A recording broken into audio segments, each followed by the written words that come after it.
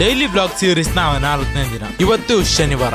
ಬೆಳಗ್ಗೆ ಲೇಟ್ ಆಗಿನೇ ಇದ್ದೆ. ತಿಂಡಿಗೆ ಲಾಯಕ್ ಆಗದೆ ಇರೋ ತಿಂಡಿನೇ ಮಾಡಿದ್ರು, ಅದೇ ಉಪ್ಪಿಟ್ಟು.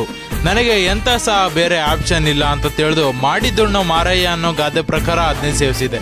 ನನ್ನ ಗೆಳಿ ಬಂದಿದ್ದ, ಅವನಿಗೆ ಯಾವುದೋ 2 ಸಿನಿಮಾ ಬೇಕಾಗಿತ್ತಂತೆ ಅಂತ ಆ ಸಿನಿಮಾಗಳನ್ನ ಸೆಂಡ್ ಮಾಡಿದೆ. ಮಧ್ಯಾಹ್ನ ಕಲ್ಮಠಕ್ಕೆ ಹೋದೆ. ಅಲ್ಲಿ ಸುತ್ತರ್ದು ಪ್ರಸಾದ ವಿನಿಯೋಗವಿತ್ತು, ಸೇವಿಸಿದೆ. ನಾವು ಗೊತ್ತಲ್ಲ, ಲೈನ್ನಲ್ಲಿ ನಿಲ್ದೆ ಬ್ಲಾಕ್ನಲ್ಲೇ ಹಾಕ್ಸ್ಕೊಂಡು ಊಟ ಮಾಡಿದ್ವಿ. ಆಮೇಲೆ ನಮ್ಮವ್ರನ್ನ ಮಾತಾಡಿಸ್ಕೊಂಡು ಮನೆಗೆ ಬಂದೆ. ಒಂದು ಅರ್ಧ ಗಂಟೆ ಸಮನಿದ್ದೆ ಮಾಡಿ ಇದ್ದೆ. ನಾನು ಬೆಳಕಲ್ಲೇ ಸರಿ ಕಾಣೋದಿಲ್ಲ, ಇನ್ನು ಈ ಕತ್ಲಲ್ಲ ಅಂತ ಅನ್ಕೊಂಡೆ. ಇನ್ಸ್ಟಾಗ್ರಾಮ್ ಅಲ್ಲಿ ಸದ್ಯಕ್ಕೆ ಒಂದು ಸಾಂಗ್ ಟ್ರೆಂಡ್ ಆಗ್ತಾ ಇದೆ. ಯಾವ್ದಪ್ಪ ಅಂದ್ರೆ ಹೂವಿನ ಬಾಣದಂತೆ. ಅದನ್ನ ಯಾರು ಹೇಳ್ಬಿಟ್ಟಿದ್ದಾರೆ, ಅದನ್ನ ಟ್ರೆಂಡ್ ಮಾಡ್ತಾನೆ ಅವರೇ.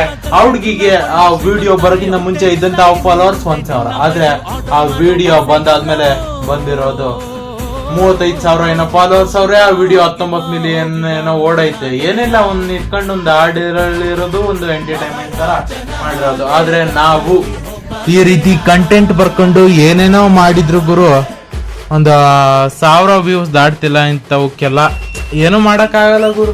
ಇನ್ಸ್ಟಾಗ್ರಾಮೇ ಹಂಗೈತೆ, ಅಥವಾ ನಾವೇ ವಿಡಿಯೋ ಹಂಗ್ ಮಾಡ್ತಿದ್ವಾ, ಇಲ್ಲ ಇನ್ಸ್ಟಾಗ್ರಾಮಿಗೆ ಅಂತ ವಿಡಿಯೋಗಳು ಸೆಟ್ ಆಗುತ್ತಾ ಒಂದು ಗೊತ್ತಿಲ್ಲ.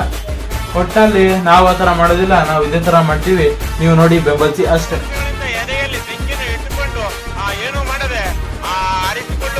ಸಂಜೆ 7 ಗಂಟೆ ಅಷ್ಟರಲ್ಲಿ ಯಾವ್ದಾದ್ರು ಕನ್ನಡ ಸಿನಿಮಾ ನೋಡೋಣ ಅಂತ ಅನಿಸ್ತಾ ಇತ್ತು.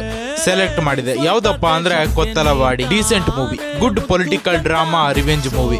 ರಿವ್ಯೂ ನೋಡಿ ಸಿನಿಮಾ ಚೆನ್ನಾಗಿಲ್ಲ ಅಂತ ಅನ್ಕೊಂಡಿದ್ದೆ, ಆದ್ರೆ ಪರವಾಗಿಲ್ಲ, ಸಿನಿಮಾ ನೋಡ್ಬೋದು. ಮನೆಯಲ್ಲಿ ಚಪಾತಿ ಮಾಡಿದ್ರು. ರಾತ್ರಿ ಊಟ ಮಾಡಿ ನಿದ್ದೆಗೆ ಜಾರದೆ. ಮತ್ತೆ ನಾಳೆ ಇದೇ ರೀತಿ ವ್ಲಾಗ್ ನಲ್ಲಿ ಸಿಗ್ತೀನಿ. ಹೋಗಿ ಬಾ ಹೋಗಿ ಬಾ ಹೋಗಿ ಬಾ ನಮ್ಮ ಗೆಳೆಯ.